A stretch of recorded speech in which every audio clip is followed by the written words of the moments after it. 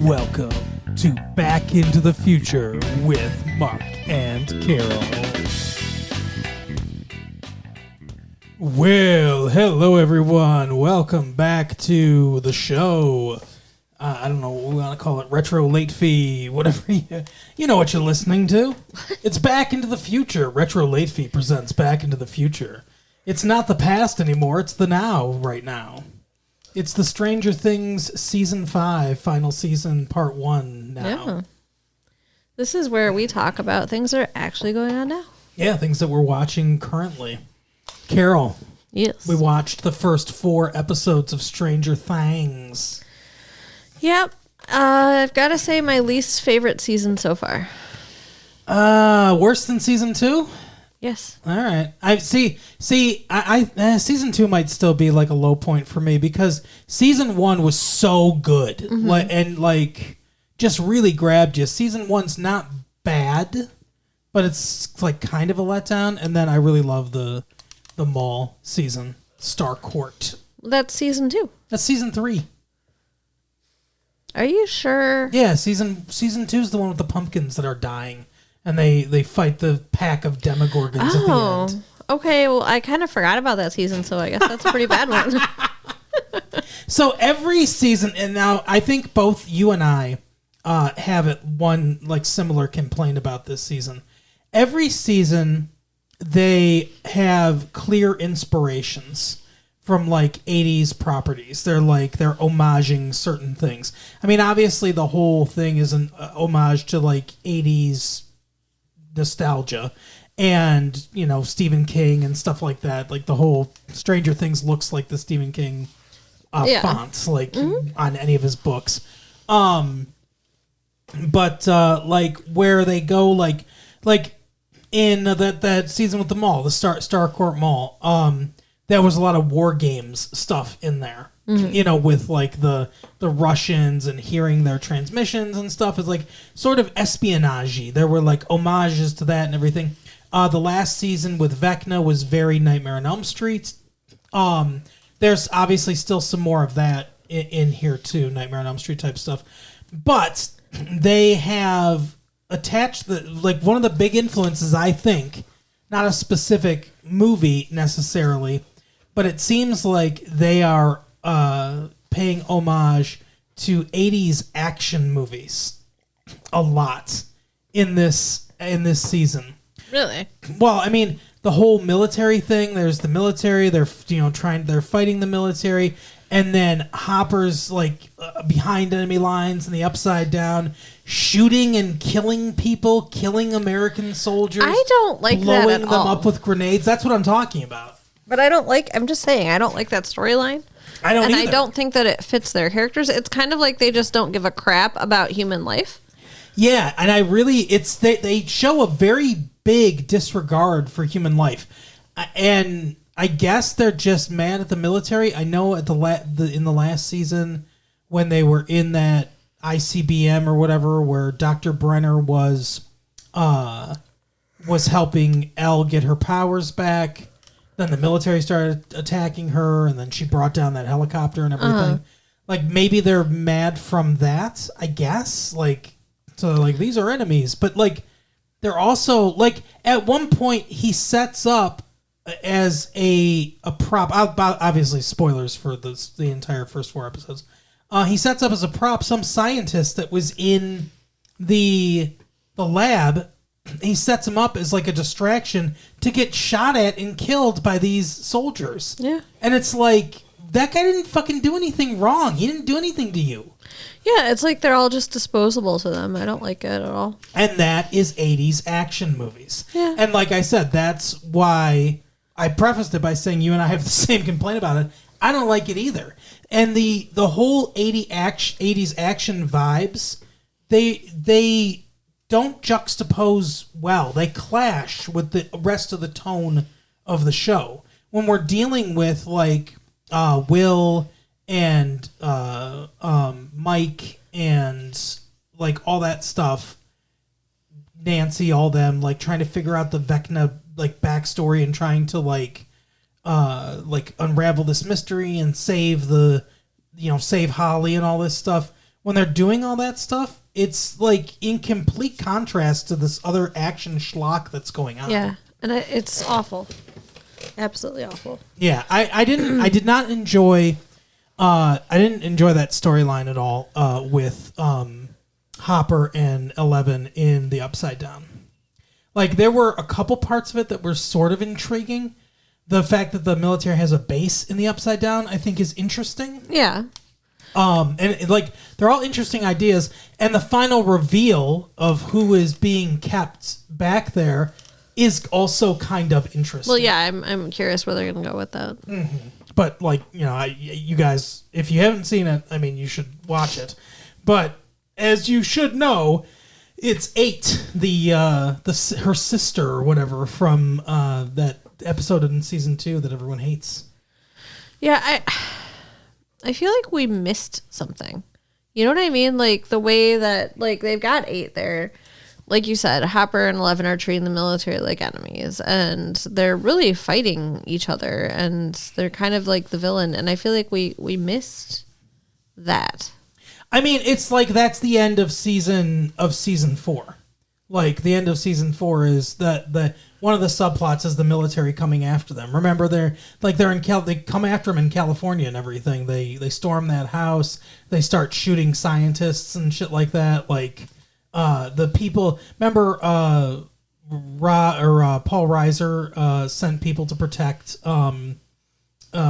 what's his name, Will, and his brother Jonathan. Yeah. And they killed those dudes and stuff. Like, so they're being assholes.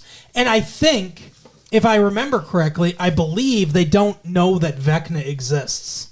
They think that all the stuff that's happening is 11. Oh, that makes sense. Except apparently they also thought it was 8 because they got her. Maybe they think they're all threats, or maybe they think that they'll be able to help them in some way get 11. I don't know. Yeah. But we spent the first few episodes thinking that they maybe had Vecna, which really doesn't make sense. But I mean, that's what they think, is that they have Vecna, and it turns out to be 8. Now, I really like the storyline with Henry and Holly. Yes, I do too. And I wish that there was just more of that. Yeah, we don't get a whole lot of that. Him trying to be friendly and like, oh, I'm going to be your friend and everything. Mr. What's It? Yeah, they dragged that out too long. Who's Mr. Watson? And we didn't see his face. We all knew it was Vecna. Everyone knew it was him. It's like not a mystery. So yeah, it could have been a mystery if Vecna had been captured. If we had seen something like, is the military surrounding him or something when he was weak or something like that. Oh no, maybe the military did get Vecna. If we were led more to believe that definitely was him locked up, then we could maybe think it was somebody else. But it was very obvious from the very beginning. But yeah, I like the idea of him trying to be like a nice guy, pretend to be nice and everything. But apparently, and I told Carol about this. I don't know how many people know about this or not, but apparently there is a Broadway play called The First Shadow, which is a prequel to Stranger Things, and it's canon. The Duffer Brothers have, I think they helped they didn't write it, I don't think. Somebody else wrote it, but they've endorsed it. They've worked on it in some capacity. I think they produce it. And it's canon to the show. But it's only on Broadway, so many people haven't seen it. Yeah, that's really elitist crap, no offense. But apparently, basically what the story is that in the 40s, the U.S. government was trying to make a battleship invisible so that they could fight the Germans more effectively, but instead they got transported to Dimension X, which I think is the Upside Down, or at least the Upside Down exists in Dimension X. Henry made this part of Dimension X his own or whatever. I don't know. But the Mind Flayer was already there. So that big, tentacly, smoke monster guy. It looks like a spider. Yeah, is probably the ultimate bad guy. The thing that needs to be killed or stopped or whatever. But he, when the people on the boat went, but they got like sucked into this dimension, and they all got killed except for Dr. Brenner's dad, who was the captain of the ship, and he told Brenner all about it on his deathbed, and Brenner became obsessed with like doing this experiment right or whatever to honor his dad, and so he had he brought everyone to Nevada, like the same place where he did L, and you know what I mean, where he helped 11, and he started a experiment to do the discover explore Dimension X or whatever.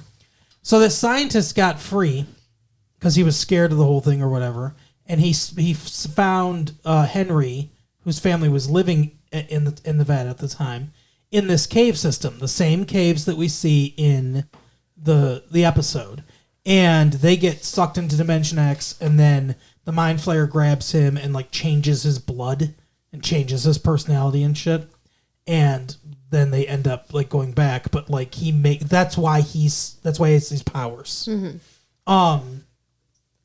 And then I guess the rest of the play is about him. They move to Hawkins to like start over or whatever, and Dr. Brenner follows them and starts the Hawkins lab because he wants Henry, because he knows Henry's been changed by this thing. And the rest of the play is about him like going to high school in 1959, and he goes to high school with Joyce and Jim and Hopper and Bob and his sister and like Steve Harrington's dad. Like there's a lot of Nightmare on Elm Street still here because it's like the parents of all the people that he's taking, like he went to high school with, which is kind of a weird connection. But that's basically the backstory of Vecna that we don't get to see, but there's a lot of Easter eggs in this season about that, like the whole Oklahoma thing. That's part of the play. And we see like all that stuff in his memories. Also, they I can't remember where I was going with this. I had something else. You talk for a minute. I know so this morning. Well, because God love you. Mm-hmm. You like to talk. Wow, unnecessary. This morning over breakfast, you kept telling me that there was some theory that you had that you wanted to tell me, but you wouldn't tell me until we were recording. So I'd really love it if you could clue me in on what that was. I'll get to that in a second. But so now this season, Vecna's plan seems to be to abduct 12 children. Did you say 12? Yeah. He said 12. He's like, I'm coming for 12 children. They have there's 12 children that he needs or whatever. How do we know this? They said it. Woo! I don't remember, but somebody said it.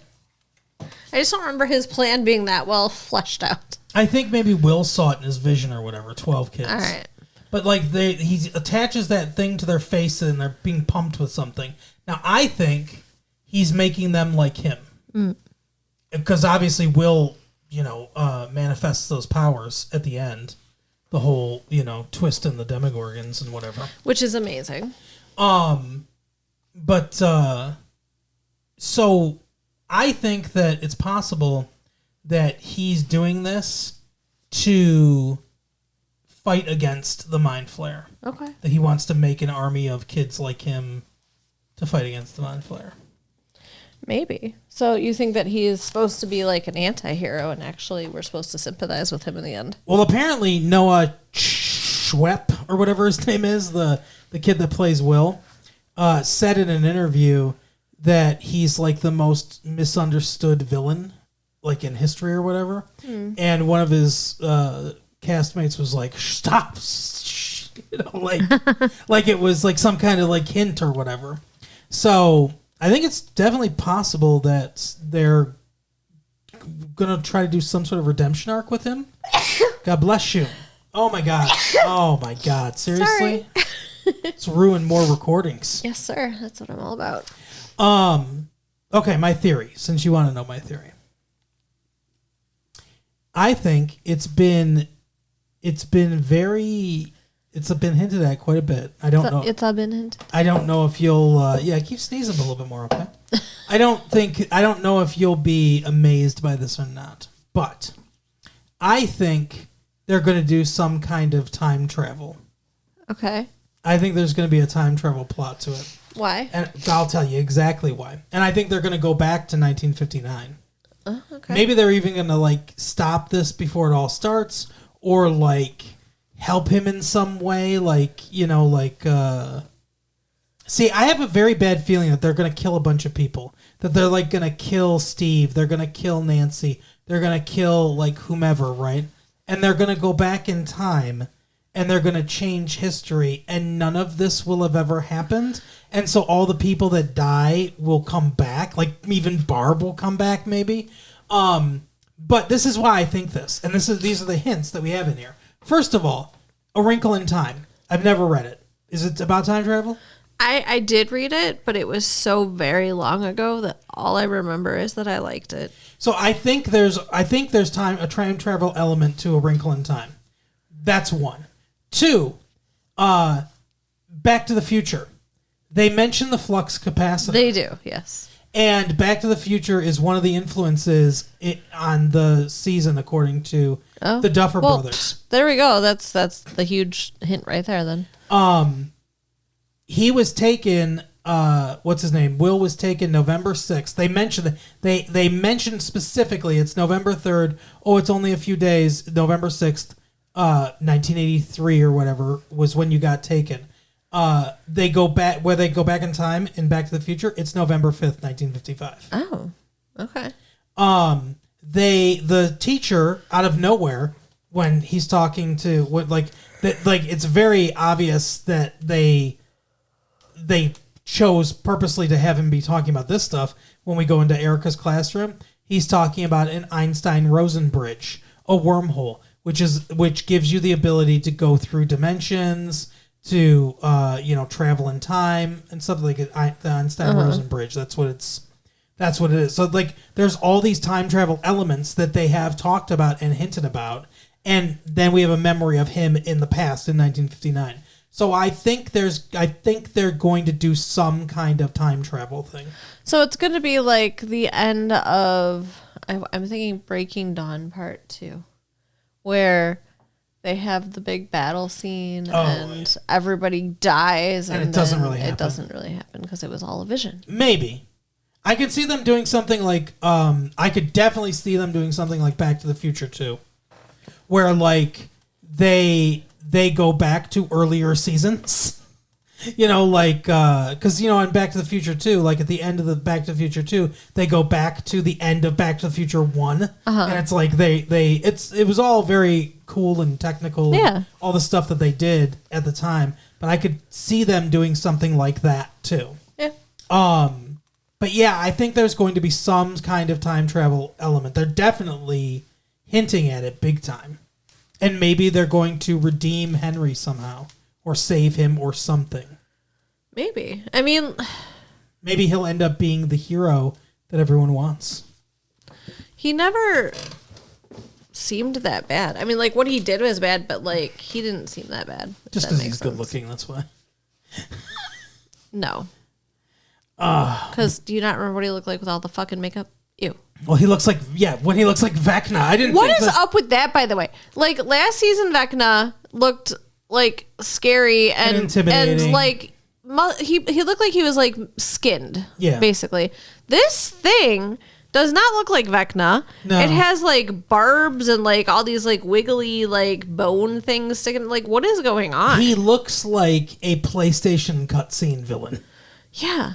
It's not great. Like, why did they do this? I don't know. And I know they spent a lot of money on this season, so I know it's not like. But those special effects were not the best. But I mean, like, why fucking change your villain when there's no reason for changing? Well, your villain? change the appearance. Yeah, anyway, that's what I mean. Like, they didn't say, "Oh, something happened. He got rebuilt, made better, stronger, whatever." Like, no. Like, it's supposed to be the same Vecna, but he doesn't look the same. Yeah, I know. It's weird. I didn't like it either. It's supposed to be more intimidating, I guess, or whatever. I don't know. I liked your theory. That the actor just didn't want to go in the makeup anymore. That might be because when we see him as Mr. What's-It, I was like, I can totally see this actor being like, hey, is there any way, like, for most of the season I can not be in the makeup? But I mean, like, I wonder if he's even in there. That seems like CGI. That could have been a completely CGI character. I'm not sure. Yeah. I don't know if that was. I think at least the part where he like levitates Will and he talks to him. He's like, "You were the first, and you were the easiest," or whatever. Like, "You were so broken." Like, I think that's him on set. I think He could just be voicing it. he could be. I don't know. Because it's not like the character looks like Vecna. No, I know.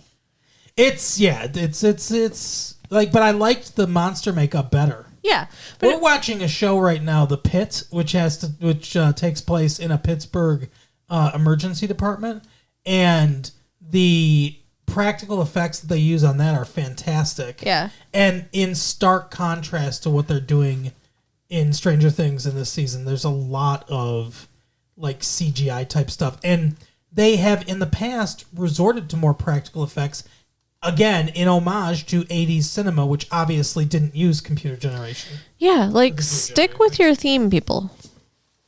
But yeah, I didn't hate it. No, I don't hate it. And they have me interested. Sure. I'm ready for Christmas because I am very interested to see where this is going to go.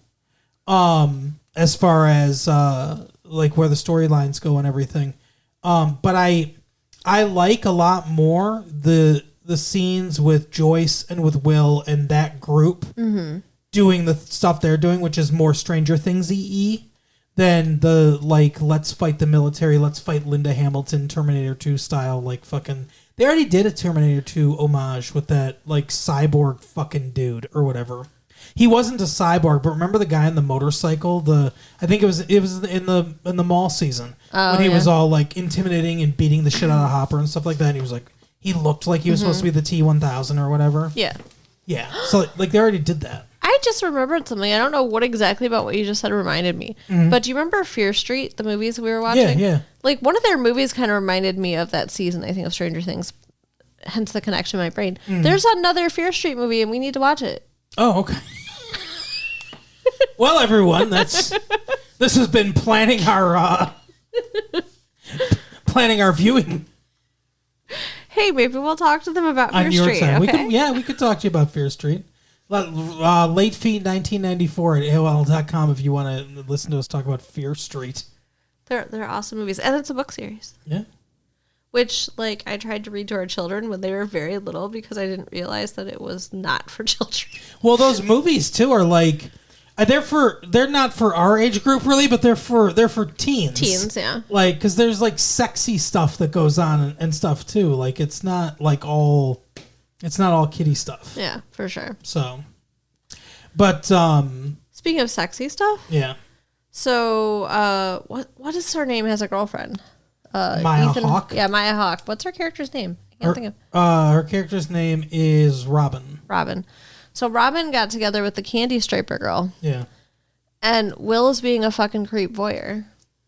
Will is interested. He's not being a creep, though, because he's not sexually interested in them. He's gay. But he's interested in how they are having a non-traditional romance. And like I actually really like the pairing of those two together because like I like she's mentoring him and like like she was lost and everything. She didn't know how to be herself. Steve helped her a lot in the last couple seasons, like be who she is and everything. And now she's like doing the same for Will. She's gonna like, you can be open and be yourself or whatever. They do they keep doing this stuff of like trying to tease the Mike Will relationship, and I just don't like. I don't know exactly what they're going to do with that. There are a lot of fans out there that want them to get together. But Mike and Eleven are together, so suck it up, people. Yeah, and I think it's just like I think Will is going to find somebody else. Yeah. I think Will find somebody else, but or maybe he won't. But I mean, like eventually he will, sure, but maybe not in the series. Like we only have so much time. That's true. Pretty soon he's going to be collecting Social Securities. Right. I also want to talk about Nancy and Steve and Jonathan. So, like, one of the very first scenes of the season, the three of them are standing next to each other. She's between the guys. Yeah. And with the wrinkles on the sides of her oh mouth. my God, she's such a smoker. But it very much seemed like if she's with either of them, it was Steve. She's supposed to be with Jonathan. But yeah, she's supposed to still be with Jonathan. But like just the way they were interacting, the body language, the way they're standing, like she's definitely like more in tune with Steve. Yeah. I think they need to be together. I think I think that's the direction they're going. I have a feeling that Jonathan's going to die. Oh. Either Steve or Jonathan's going to die. Oh. But I think that one of them will. And that'll just make her choice for her? Yeah. That's bullshit. Don't do that. I can totally see this scene. Let's say it's Jonathan. Jonathan does something heroic to save Steve or save Nancy or both. And then dies and like they're getting friendlier now, right? Like they're becoming more friends, Jonathan and Steve. So like Steve comes up and he's like, no, like fucking hold on, man, or whatever. And he's like, just take care of our girl, or like, or something like that. I don't like, think so. That'd be terrible. Like one of the, like I can totally see that scene happening. I hope you're wrong because that's bad writing. Oh, jeez, that's an attack on me. But well, no, I mean you didn't write it. I'm not saying that it's going to happen exactly that way, but I could see that happening. Because I mean, life does not work like that, and agreed. Yes. I don't want them to wrap things up in pretty little bows to like close up their story the way they want. I want them to make it a little more real. You want her to make a choice. Yes. You want her to say, Jonathan, go fuck yourself. I'm sorry, if Jonathan They're actually going to form a throuple. Okay, that's a 2025 thing, not a 1985 thing. Right. Fuck, you distracted me. Sorry. Because now I'm picturing things. Get out of my brain. No, okay. So if Jonathan dies, she can't just be like, okay, I'm gonna go be with Steve now. Yeah. Because like that's not cool. She'll go be with Murray. Oh my God, that's awful. Ew. But no, I think that she needs to make the choice. I think that needs to happen, and anything else is gonna upset me. Okay. I understand that. But it's a way to wring dramatic tension and get rid of a character that is now not really needed. Like, what is Jonathan even for anymore, really? And, like, he pulls out that ring and stuff. Like, don't make future plans if you're in Stranger Things. Like, that's the kiss of death. Well, and it doesn't even make sense that he would be, because, like, it's obvious they're not close anymore. So why would he be talking about marrying her? I don't know. The whole thing's weird. Yeah. It's a bad relationship. I guess that's reality. Right. But yeah, what's your favorite storyline so far? Like, what'd you think of Derek the dipshit or whatever? Derek the delightful. I hate him. I hate him very much. He came around at the end though. He grew on me a little bit. Meh. And I don't know. I think everything to do with Holly has been my favorite. Yeah. Like how her mom defended her against the Demogorgon. I was like, hell yeah, moms would do it. Moms would kill for you. And I like she's a good little actress, the one that plays Holly. And I like obviously we get to see Max again, which is exciting for everyone. But I like she reminds me, and I think maybe this is why it's so good. She reminds me of season 1. When they were all around that age or whatever. Yeah, maybe. Before they were adults and stuff like that. She has that little kid determined, I'm going to do it, like, like gumption and stuff like that. And that's, like, when Max is like, you gotta go back and pretend that you're still cool with this dude, even though I've told you everything about him. And she's like, what do you need me to do? That kind of, like, that spirit is what really made season 1. And... I love that stuff, and it's like the older generation, like fucking coaching the younger generation. It all works really well together. So I like that. That's probably my favorite storyline too. Is that even though we didn't get enough of it, I wanted more of that. Well, I think we'll get more. Well, yeah, obviously. Did you think that that the parents were going to die? I thought at least the dad for sure was dead. Yeah, I'm kind of surprised that they didn't kill them. At least one of them. Like, do they chicken out here? I mean, it's Stranger Things. People die. I think it's funny. Like I gotta laugh when I thought about this. When the kids go talk to their mom, when Mike and Nancy go talk to their mom to find out the information and everything, I just imagine Ted Wheeler, like just fucking like hooked up and everything, like, you know, blood dripping down and stuff like that in the hospital bed, looking over at the kids like hugging and kissing their mom and then just running out the door. No regard for him at all. They didn't come to say hi. He's not in the room with her. Now, to be, down the hall or whatever, but to be fair, they did just come to ask her for information. And I believe he's supposed to be in a coma. So, Okay. I mean, it's not like you do a ton of visiting when somebody's in a coma. I mean, one of them might not make it. I don't know. I think he might not. I think he should have just died, though. Seems like a very convenient way to get them out of the storyline, though. Yeah. Because if, although the best stuff was that. The best stuff was the Demogorgon, like, trying to get Holly and the parents fighting back and everything. That was the best stuff in the season, I think. I think it's interesting how the Demogorgons just rip holes in the world now, because we happened to see that there was a portal last season. Now it's just a thing where they're just like, oh, I want to come in. Yeah, it is kind of fucked up now. I guess it's because he was able to do the thing where he like tore the stuff down, like he tore the town in half or whatever. Uh-huh. I guess that like allows him to do that now. Okay. Because the space between the worlds is like thinner or whatever now.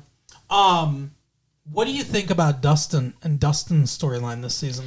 He's pissing me off too. Mm-hmm. I don't like that he's lying to everybody. Yeah. Like, he was being stupid. Mm-hmm. He's antagonizing the bullies. Like, just, be there with your friends and put your bullshit aside. I do think that it's a somewhat realistic way that they're depicting how people process loss. Sure. And stuff like that, because he was super close to Eddie. But, yeah, he's pissing me off, too. I don't know. He's just, I haven't loved his character so far this season. But he hasn't done much other than get beat up. I don't like how he's, like treating Steve like an asshole, too. Yeah. Because we all love their character dynamic. Well, hopefully they'll get it back by the end. Assuming they both live. Yeah. Well, we'll see. I am excited, though, to see where it goes. The first episode was kind of slow, then it started to pick up, and then the rest of the episodes I think were good. But like I said, there were elements of it that I didn't love. I liked the whole Great Escape thing with like them getting Derek in there and like him slapping them on the heads and stuff like that. Like all that, those were good bits and everything. Yeah. I do agree though. I would say probably the like one of the weakest. Like the season's not over yet, so it's hard to say. But I mean, I would put it down there with season 2. I don't think it reaches the levels of season 1, 3, or 4. Yep, I agree. But anyway, so let us know what you thought about it. Patreon too. Come to our Patreon. Yeah, check it out. I don't know what our Patreon address is. Patreon.com/retrolatefee. There you go. Check that out. But that's all I got. You got anything else? No, but you can write us at latefee1994@AOL.com. Yeah. And share our tapes with your friends. or you can just like subscribe, recommend, right? tweet us, tweet at us, tweet it out. Oh God, tweet. God, we don't tweet. Whatever. I don't tweet. X. No. The Nazi app. I mean the everything app. Sorry to get sorry to get political, everybody. Just write us. AOL.com. We are still on Twitter though. I used to do things on Twitter all the time. Yeah. I do not anymore. I know, I don't either. Anyway, so let us hear from you. But we will see you next time. Bye. Bye.